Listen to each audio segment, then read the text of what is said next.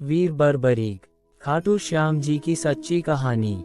बताते हैं कि पहले खाटू श्याम जी का नाम बर्बरीक था। कहते हैं कि तब भगवान श्री कृष्ण ने बर्बरीक के सिर को किसी दिव्य औषधि के सहारे जीवित रखा व उसे पीपल की सबसे ऊंची शाख पर टांग दिया, जिससे वह भली भांति युद्ध देख सके। और यह बात सही है कि बर्बरीक ने उस धर्मयुद्ध को भली भांति देखा।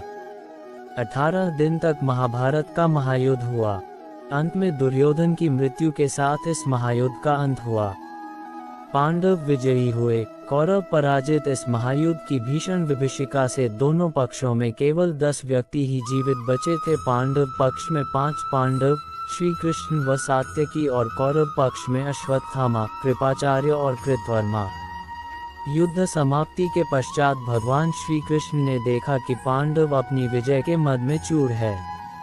उनका व्यर्थ का अभिमान दूर करने के लिए वह 5 पांडवों, सात्यकी, द्रौपदी और कुंती सहित बर्बरीक के पास पहुँचे। बर्बरीक का मुखमंडल चमक रहा था।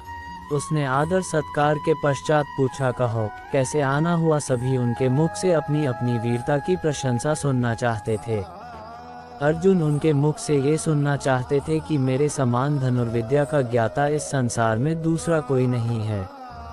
वह अपनी प्रशंसा स्वयं करने लगे। बर्बरीक, क्या तुमने इस महायुद्ध को भली भांति देखा है? बर्बरीक ने स्वीकारात्मक मुद्रा में सिर हिला दिया। अर्जुन गर्व से भरकर बोला, तब तो तुम इस बात को भी मानोगे कि यह युद्ध मैंने अपने बाहुबल से जीता है। 18 दिन निरंतर गांडीव की टिकार से 10 दिशाएं गूंजती रहीं।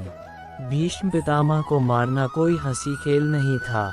भीमसेन के पौत्र बर्बरीक के मुख पर व्यंग्य भरी मुस्कान खेलने लगी। बोले, हाँ, भीष्म पितामह के विषय में मेरा भी यही विचार है। कहे चलो, रुको नहीं। अर्जुन फिर बोला, मैंने भगदत्त जैसे महाबली को मार गिराया, द्रोण को निस्तेज कर दिया था, और कर्ण, जिसके भय से धर्मराज युधिष्ठिर को रात भर नींद नहीं आती थी, उसका वध भी मेरे ही हाथों हुआ। बाद में अश्वत्थामा को मनरहित भी मैंने ही किया।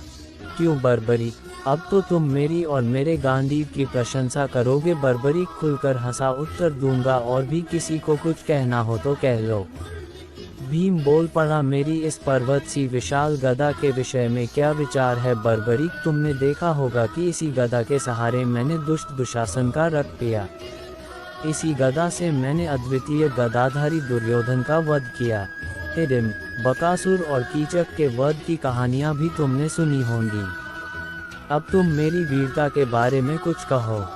बर्बरीक हंस दिया, कहूँगा। पहले तुम सब अपनी बात कह लो, फिर मैं सबका जवाब एक साथ दूंगा। नकुल सहदेव ने अपनी अपनी विशाल तलवारों की प्रशंसा की। बाद में युधिष्ठिर ने कहा, मेरा विचार है बर्बरीक कि यह युद्ध मैंने सत्य के बल पर जीता। बर्बरीक ने सबकी ओर अपेक्षा से देखकर श्री कृष्ण से प्रश्न किया, क्यों श्री कृष्ण, क्या तुमको अपने विषय में कुछ नहीं कहना है? श्री कृष्ण, जो अब तक सबकी बातें सुन रहे थे, मुस्कुराकर बोले, मुझे कुछ नहीं कहना बर्बरीक। मैंने योद्धा के रूप में तो इस युद्ध में भाग लिया ही नहीं।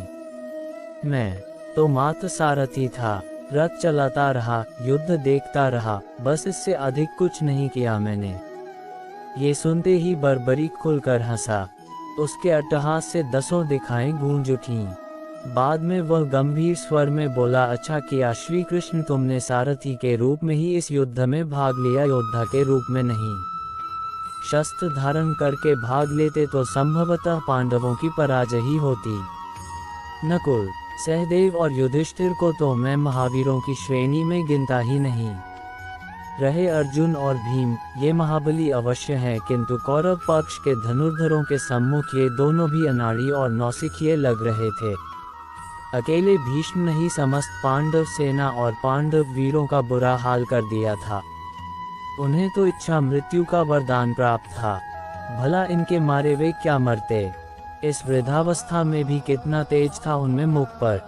बर्बरीक ने फिर अर्जुन की ओर देखकर कहा, मैं तुम्हारी बात का उत्तर दे रहा हूँ। अर्जुन, जिस गांडीव की तुम इतनी प्रशंसा कर रहे हो, वह उस वक्त कहाँ गया था? अब भीष्म ने तुम्हारी सेना को छिन्न भिन्न कर दिया था, रथ तोड़ दिया था, कपिध्वज धरती पर पड़ा था, तुम मूर्छित हो गए थे, और श्री कृष्ण को अपनी प्रतिज्ञा तोड़कर तुम्हारी रक्षा करनी पड़ी थी। फिर तुम श्री कृष्ण की सलाह पर भीष्म से यह पूछने गए थे कि उनकी मृत्यु कैसे होगी। तब तुम लोगों को लाज नहीं आई थी। शिखंडी के पीछे से भी निहत्थे थे भीष्म, पर मैंने तुम्हारे शस्त्रों को चलते देखा था। वह तुम्हारी वीरता की चरम सीमा थी। जयद्रथ वध के दिन भी मैं तुम्हारी वीरता को देख चुका हूँ।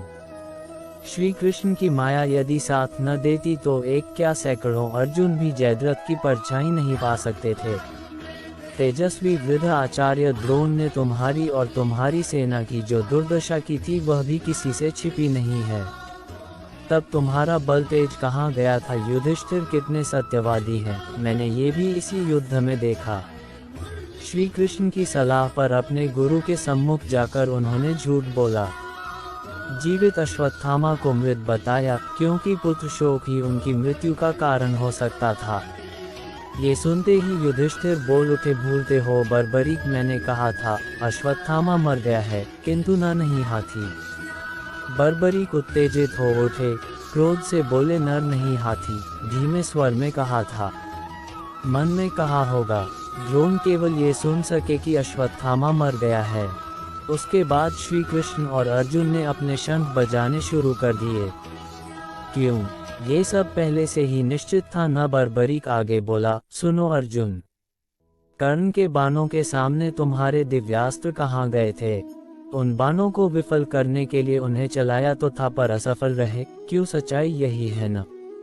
श्री कृष्ण ने उस वक्त घोड़ों को बैठाकर अपनी और तुम्हारी रक्षा की, फिर भी तुम्हारा मुकुट कट गया था। और सुनो, निहत्थे कर्ण को मारते हुए तुमको लाज न आई होगी। अर्जुन हतप्रभ हो रहा था, फिर भी बोला, मैं तो रुक गया था, लेकिन श्री कृष्ण की मुझे आज्ञा मिली थी कि यही समय है जब कर्ण को मार सकते हो। यदि कर्ण रथ का पहिया कीचड़ से निकालकर रथ पर बैठ गया तो एक क्या अनेक अर्जुन भी उसे मार नहीं पाएंगे। बर्बरीक की वाणी में व्यंग्य उभर आया। ठीक ही किया श्री कृष्ण ने, तुम्हें युद्ध जो जिताना था, मुझे याचक बनकर बेकार कर दिया। बलि भगदत्त की प्रचंड शक्ति को श्री कृष्ण ने अपनी छाती पर सहा, क्योंकि तुम्हारे शरीर के वह शतखंड कर देती। हाँ भीम, अब तुम भी सुनो, ये तो सच ही है कि तुम अतुल बल के स्वामी हो। तुमने निश्चित ही हिडिम्ब, बकासुर और कीचक को मारा, पर यह युद्ध तो गदा से नहीं जीता जा सकता था, क्योंकि इस युद्ध में इस युग के सर्वश्रेष्ठ धनुर्धर सम्मिलित हुए थे। धनुर्धर कर्ण के सम्मुख तुम्हारी गदा को क्या हो गया था, जो तुम जान बचाने के लिए हुए हाथियों के झुंड के पीछे जा छिपे थे। कर्ण ने अपने धनुष की डोरी तुम्हारे गले में डालकर तुम्हें बाहर खींच लिया था। वह चाहता तो तुम्हारा वध कर सकता था, किंतु उसने तुम्हें छोड़ दिया। और तुम्हें ही क्या, उसने नकुल, सहदेव और युधिष्ठिर को भी छोड़ दिया था। आज तो तुम सब अपनी वीरता की डींगे हाँक रहे हो, लेकिन ये भूल गए कि तुम उस महारथी से प्राण दान लेकर लौटे थे।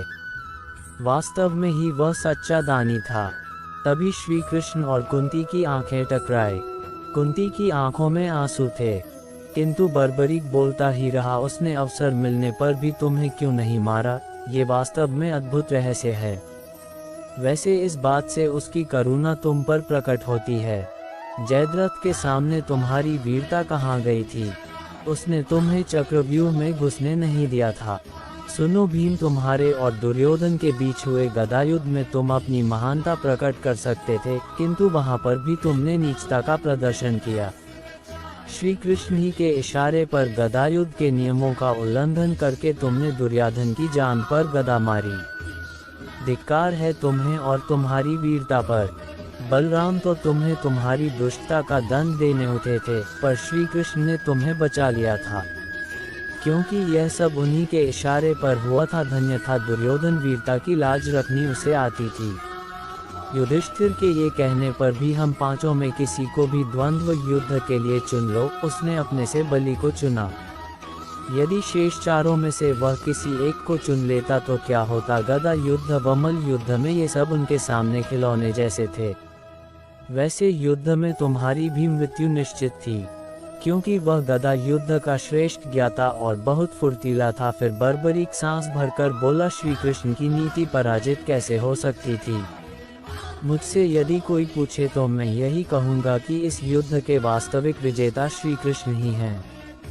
जिन्होंने अपनी बुद्धि और नीति के सहारे इस युद्ध को जीता। मुझे तो इस युद्ध में चारों ओर श्री कृष्ण ही श्री कृष्ण नजर आते थे। श्री कृष्ण नीति की जय हो ये कहकर बर्बरीक मौन हो गया।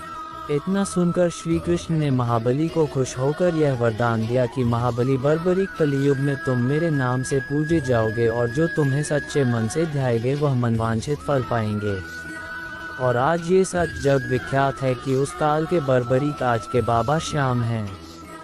आज सारा संसार उन्हें शीश के दानी के रूप में जानता है और जो भी सच्चे मन से इनकी शरण में खाटू श्याम जी जाता है उसके समस्त कार्य प्रभु श्री श्याम पूर्ण करते हैं और उसके जीवन को सुख, संपदा व खुशियों से भर देते हैं।